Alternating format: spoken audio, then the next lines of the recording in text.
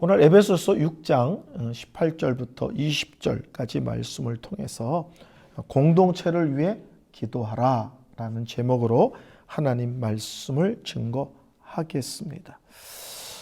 저는 개인적으로 나름대로 유머 감각이 탁월하다 이렇게 생각을 합니다.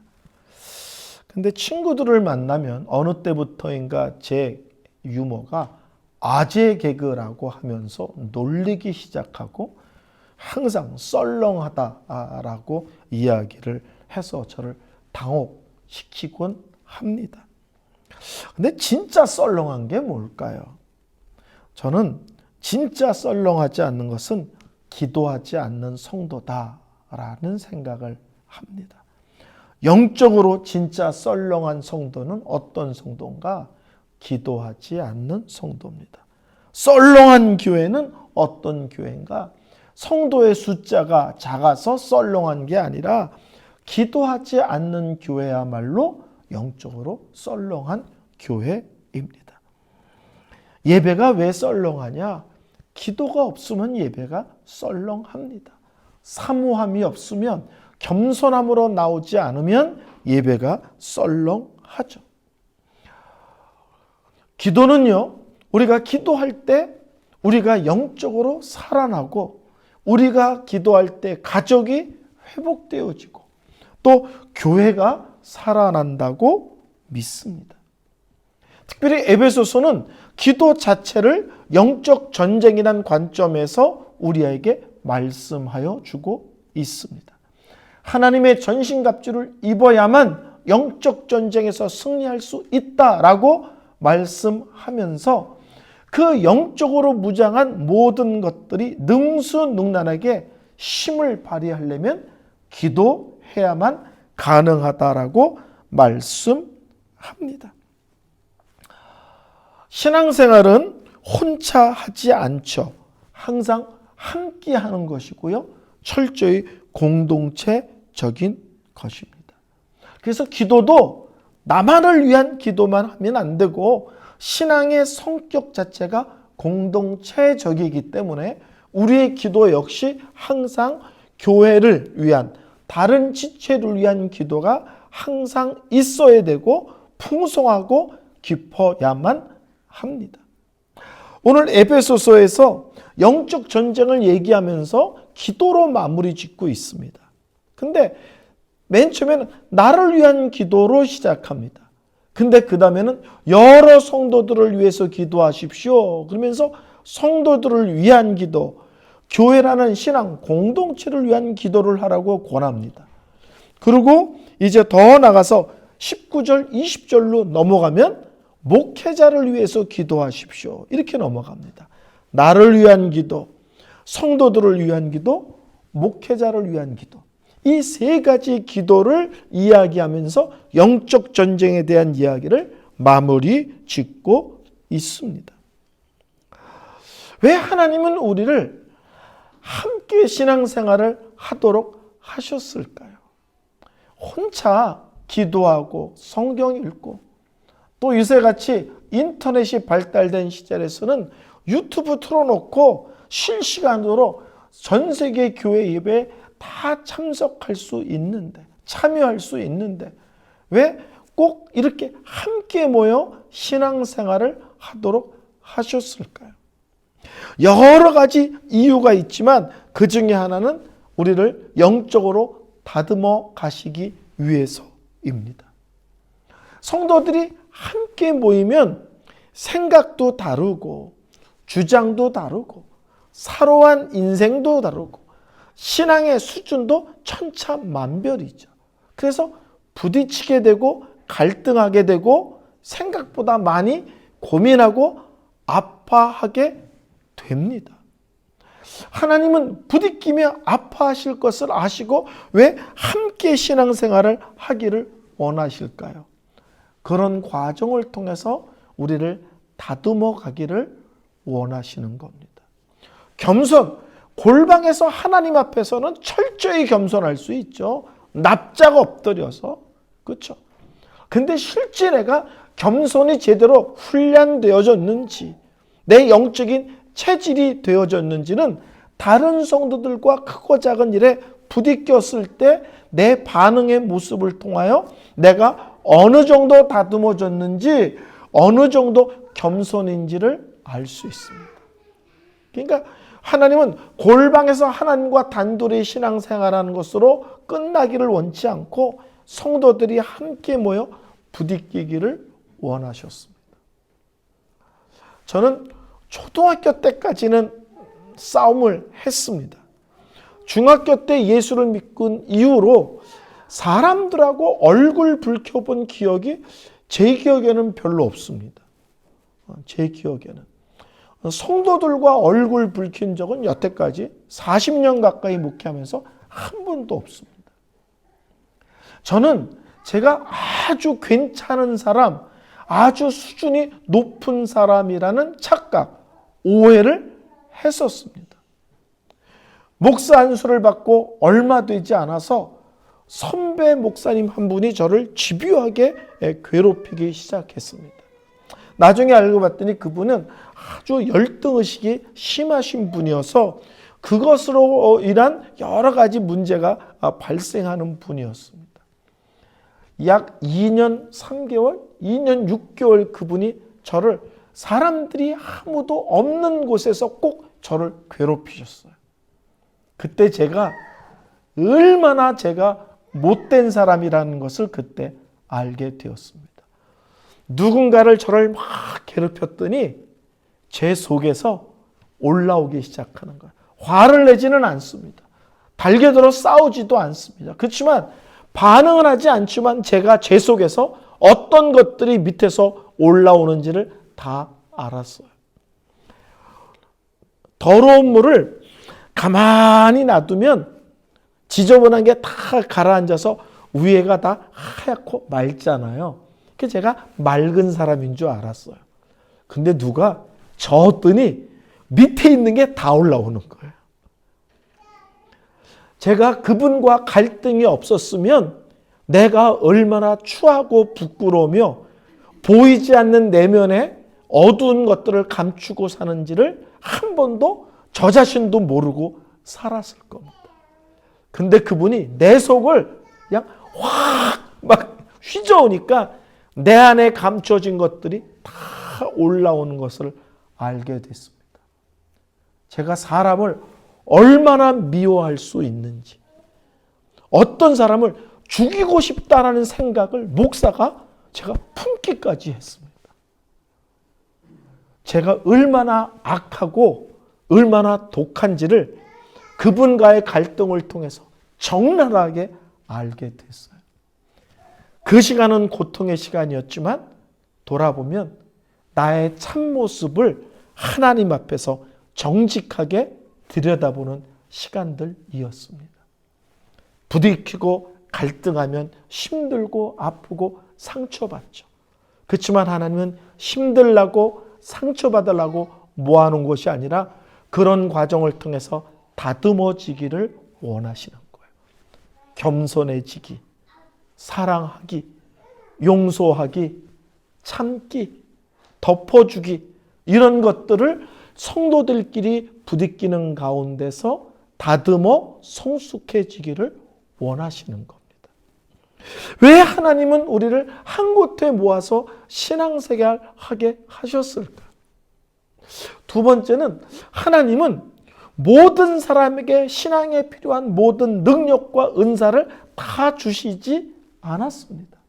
그래서 나에게 갖고 있는 은사로 다른 지체를, 그리고 교회라는 공동체를 섬기지만 또 반대로 나에게 연약하며 없는 부분은 다른 지체가 나를 섬김으로써 함께 온전해지고 함께 견고해지기를 원하시는 거예요. 누구를 섬기는 것도 훈련이지만 누구가 나를 섬기며 도울 때 그것을 기쁨으로 받고 용납하는 것도 보통 겸손의 싸움이 아닙니다. 그렇죠? 나의 잘못을 인정하고 도와주세요. 함께 합시다. 이것은 당신이 하는 것이 옳습니다. 이런 것들이 우리 알잖아요. 간단하지 않다고요. 내가 하고 싶은데 나보다 더 잘할 수 있는 사람이 있을 때 넘겨드리는 것. 나의 연약함이 있을 때 도와달라고 손 내미는 싸움. 사랑을 하는 싸움도 대단한 싸움이지만 누군가가 사랑을 주고 섬기려고 다가올 때 열린 마음, 겸손한 마음으로 그것을 받아들이는 것도 어마어마한 믿음의 싸움입니다. 그래서 하나님은 모든 사람에게 모든 은사를 주지 않고 각각의 은사를 줘서 다른 사람을 섬길 뿐만 아니라 나의 연약한 것을 인정하며 받아들이며 함께하는 훈련을 또한 하기를 원하십니다. 우리 교회에 저 같은 사람만 있다고 생각하면 어떨까요? 되게 시끄럽겠죠. 두 번째, 되게 즉흥적이겠죠. 저는 딱 느끼는 직관에 더 아주 예민한 사람이지 치밀하게 계획하거나 준비하는 사람은 아니거든요. 근데 우리 성도들이 다 저 같은 사람이라면 그때그때 막 즉흥적으로 일하는 일들이 막 엉망진창이 될 겁니다. 막 시끄럽겠죠. 웃는 것도 너무 크게 웃고. 근데 하나님은 다 다른 은사를 주셔서 함께 아름다운 공동체를 세우기를 원하시는 것입니다. 또 하나를 더 얘기한다면 우리는 동일한 믿음의 싸움을 싸우고 있습니다. 동일한 적, 마귀가 있고요. 우리는 동일한 적을 향하여 함께 믿음의 싸움을 싸우는 영적인 전우들입니다. 영적 전쟁에 대해서 말씀드렸지만 사도 바울이 전신갑주를 입고 쓰라는 말은 견고하게 쓰라는 말이고 분명하게 쓰라는 말이지만 그것은 마귀와 1대1로 싸우는 것이 아니라 로마 군인들이 한 줄로 쫙 서서 적군을 향해 나가듯이 믿음의 사람이 함께 서서 함께 믿음의 싸움을 싸우는 장면을 말씀하고 있는 거예요. 왜 우리는 홀로 신앙생활을 하면 안 되는 거야? 이 영적인 싸움이 그렇게 호락호락한 싸움이 아니기 때문에 성도들과 함께 기도하며 격려하며 위로하며 함께 싸워야 되는 심각한 싸움이기도 합니다. 그래서 하나님은 그냥 집에서 혼자 예배드리면 참 좋은데 그렇게 하지 않으시고 굳이 모아서 함께 공동체를 이루어 신앙생활을 하기를 원하시는 겁니다. 근데 오늘 여기서 성경 18절 끝부분에 이렇게 이야기합니다. 여러 성도들을 위해서 기도하십시오. 이런 믿음의 길을 함께 가는 것이기 때문에 성도 여러분, 당신만 위해서 기도하지 말고 당신의 가족들만 위해서 기도하지 말고 교회 성도들 한 분 한 분을 위하여 기도하며 이 믿음의 길을 함께 가셔야 됩니다. 이렇게 얘기합니다. 성경은요, 우리 성도를 다양하게 표현합니다. 가족 이렇게 표현하기도 하죠. 또 지체 이렇게 표현하기도 합니다. 영적 전쟁이라는 관점에서는 우리를 영적인 전우라고 설명하기도 합니다. 또 우리를 성도라고 말합니다. 그런데 성경에서 말하는 성도는 언제나 복수입니다. 그래서 유명한 신학자가 쓴 책 중에 이런 말이 있어요. 영적 로빈슨 크루소는 없다. 로빈슨 크루소 알죠? 섬에서 혼자 사는 사람. 성도는 절대 홀로 떨어져서 있는 사람이 있을 수 없다는 거예요. 성도란 말 자체가 복수고 공동체적인 성격을 갖고 있기 때문에 그렇습니다. 이런 말 없죠. 비 오는 날 달밤에 이런 말 없잖아요. 비 오면 달은 없습니다. 그대와 단둘이 나 홀로 이런 말 없습니다. 그대와 단둘이면 둘이지 왜 나 홀로야. 그런 말 없습니다. 그런 것처럼 성도는 어떤 성도도 영적 로빈슨 크루소는 없습니다. 신앙생활은 혼자 하는 것이 아니라 언제나 함께 하는 것입니다. 코로나 그 사태 이후에 가슴 아픈 일들은 그때 이후에 너무나 많은 성도들이 집에서 컴퓨터 켜놓고 예배하는 사람들이 너무 많아졌다는 거예요. 그것은 마치 전쟁이 일어나면 주의를 지키기 힘들다. 이건 특수사항이잖아요.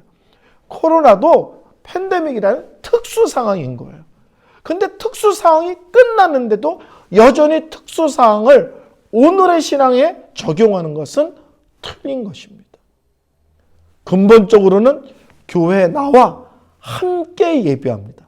같은 교회에 속한 성도들이 같은 찬양, 같은 기도, 같은 말씀을 들으면서 하나님이 그 공동체에 원하시는 믿음의 방향으로 함께 나아가는 것이 하나님께서 원하시는 것입니다.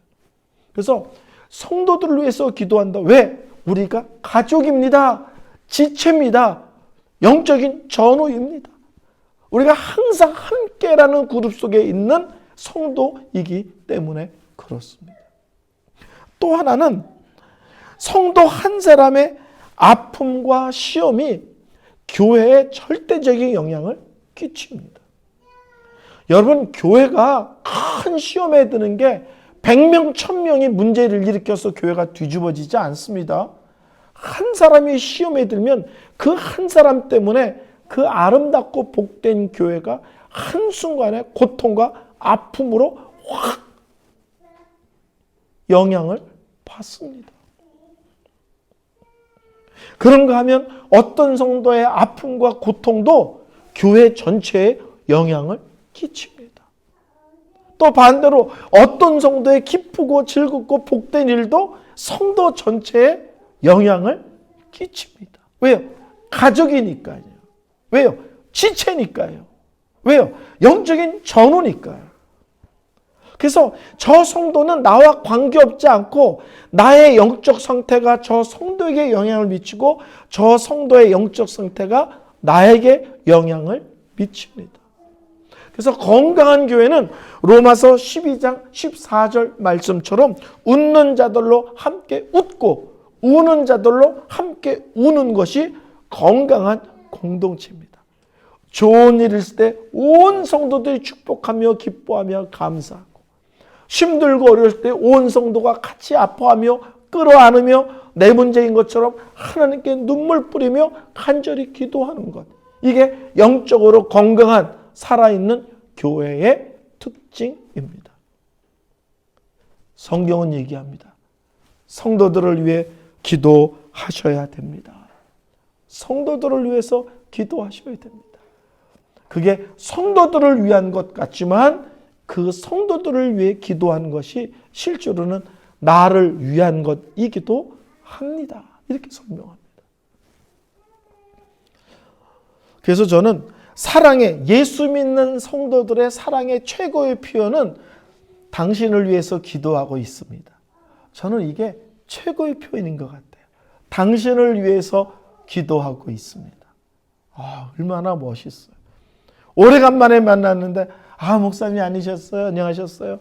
목사님 위해서 항상 기도하고 있어요. 이게 얼마나 엄청난 얘기입니까? 밥 한 번 사주는 것보다 나를 위해서 기도하고 있다는 것. 저는 30대 때 부흥회를 다니는데 항상 속상한 게 나를 위해 기도해 주는 사람이 저희 어머니와 집사람밖에 없다는 게 속상했습니다. 왜냐하면 그때는 목회를 하지 않고 중고등학교에서 교목을 했기 때문에 1년에 100군데 넘는 집회를 다니는데 나를 위해서 기도하는 사람이 엄마와 집사람밖에 없다. 나를 위해서 기도해 주는 사람이 좀 많았으면 좋겠는데 이게 항상 제 간절한 소원이었어요. 40살에 미국의 담임 목사 청빙을 받고 이제 사역들을 마무리할 때 이제 거의 끝부분에 집회를 몇 군데 했어요. 이제 마무리 집회를. 근데 그 끝부분에 한 집회 중에 하나가 부산역 위쪽으로 보면 코모도 호텔이라고 있어요. 멋있는 산 위에. 그 앞에 어떤 교회에 집회를 했습니다. 집회가 다 끝났는데 집사님 한 분이 저보고 차를 몰고 이렇게 주차장에 나올 때 깜빡이를 좀 켜고 나오래요. 내 차가 무슨 차인지 모르니까. 그러니까 자기가 그러면 길에다 차를 세워놓으면 목사님 차인지 알아볼 테니까 좀 사인을 달래요. 그래서 집회가 끝났는데 왜 깜빡이를 켜면서 내 차인 걸 확인시켜 달라고 그러나 그랬더니 자기 차 뒤에 저를 데리더니 자꾸 자기 차 옆에 앉으래요. 저보다 나이가 아주 많은 분이세요. 근데 그분이 봉투를 주는데 지금부터 25년 전이에요. 200만 원인가 300만 원인가를 저한테 줬어요. 수표를. 그러면서 뭐라고 얘기하냐면 목사님은 부흥회 다니면서 받은 사례비를 다 남들에게 준다는 것을 제가 들어서 알고 있습니다. 근데 미국 가실 때 준비가 필요한데 그 돈은 어떻게 하시겠습니까? 그래서 이 돈은 사례비가 아니니까 강사료가 아니니까 다른 사람 도우는 데 쓰지 말고 꼭 미국 가는데 필요한 돈을 쓰십시오. 근데 갑자기 누구를 도와야 될 일이 있어 이 돈을 써야 된다면 연락을 주시면 그 돈을 별도로 드리겠습니다. 그러면서 200만 원인가 300만 원인가 수표를 주세요.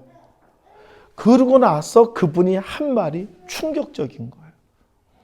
실은 목사님을 위해서 중보 기도하는 팀이 있습니다. 이러는 거예요.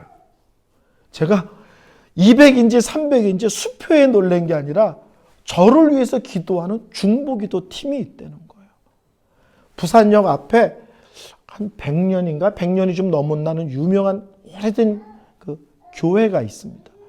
제가 그 교회에 여름에 여름성경학교 선생님들을 훈련시키는데 제가 강의를 한 적이 있었는데 제 강의를 듣고 즉석에서 젊은 저런 귀한 목사를 위해서 기도하자는 의견이 있어서 그때 팀이 모아졌대요. 그리고 그분들이 그때부터 주기적으로 모여서 저를 위해 기도했다는 거예요. 너무 놀랐습니다. 내가 열심히 집회에 다니는데 나는 기도해 줄 사람이 없어 그러는데 저도 모르는 기도팀이 만들어지고 주기적으로 저를 위해 기도하고 있었어요. 제가 아마 미국 가지 않았으면 그분들이 끝까지 자기네들을 숨기고 말하지 않았을 수도 있습니다. 성도와 성도를 향한 최고의 사랑의 표현은 뭘까요? 날마다 기도합니다. 기억하며 기도합니다. 이름을 불러가며 기도합니다. 예수 믿는 사람들끼리 최고의 사랑의 고백은 내가 당신을 위해 기도합니다. 입니다. 저는 GPTI라는 단체에서 선교사 훈련을 받았습니다. 그걸 풀면 전문인 선교사 훈련원이라는 단체인데 1기로 훈련을 받았습니다. 그 강의 훈련을 받을 때 이태웅이라는 목사님이 강의하셨는데 그분은 한국 선교에 있어서 큰 영향을 끼친 아주 큰 어른이십니다. 근데 그분이 강의하면서 기도 수첩을 이렇게 꺼내 보이세요. 거기에는 선교사들 이름이 빽빽히 써져 있는데 날마다 그분들의 이름을 하루도 빠지지 않고 한 명 한 명 다 부르면서 기도한다 그러면서 선교사들의 이름이 적힌 기도 수첩을 보여주시더라고요. 저는 우리 성도들이 성도 한 분 한 분의 이름을 불러가면서 그렇게 기도했으면 좋겠습니다. 뭉뚱그려서 몬트레 교회 우리 사랑의 교회 성도님들 기억하여 주옵소서, 은혜 주옵소서 이렇게 뭉뚱그려 기도하지 말고 한 분 한 분 날마다 이름 불러가면서 서로가 서로를 향한 최고의 믿음의 사랑을 드러내고 고백하는 그런 사랑의 공동체, 영적인 공동체가 되기를 소원합니다. 설교를 결론 내리겠습니다. 가끔 성도들이 이런 얘기를 할 때가 있어요. 왜 이렇게 신앙생활이 재미가 없죠? 이런 사람들이 있어요. 왜 능력 있는 신앙생활이 안 될까요? 이런 얘기를 할 때가 있습니다. 가장 근본적인 이유는 기도 없는 신앙생활은 재미가 없고요. 기도가 없는 신앙생활은 능력이 없을 수밖에 없습니다. 저는 우리 성도님들이 기도하는 가운데 기도의 기쁨을 알았어요. 기도하는데 시간 가는 줄 모르겠어요. 기도가 점점 깊어졌어요. 이런 고백들이 있는 교회였으면 좋겠습니다. 이런 말 들어보셨나요? 영적 성숙은 중보 기도에 비례한다. 저 사람이 영적으로 성숙한지 아닌지를 아는 기준 중에 하나가 기도할 때 자기 기도만 하는지, 자기 가족들에 대한 기도만 하는지, 아니면 그 사람의 기도 속에 다른 사람들을 위한 기도가 깊고 풍성한지를 보면 이 사람이 성숙한 성도인지 아직 어린 성도인지를 알 수 있다는 거예요. 저는 우리 교회 성도들의 기도 속에 중보 기도가 더 깊고 풍성한 모습으로 나아가는 그런 성숙한 성도, 성숙한 교회이기를 소망합니다.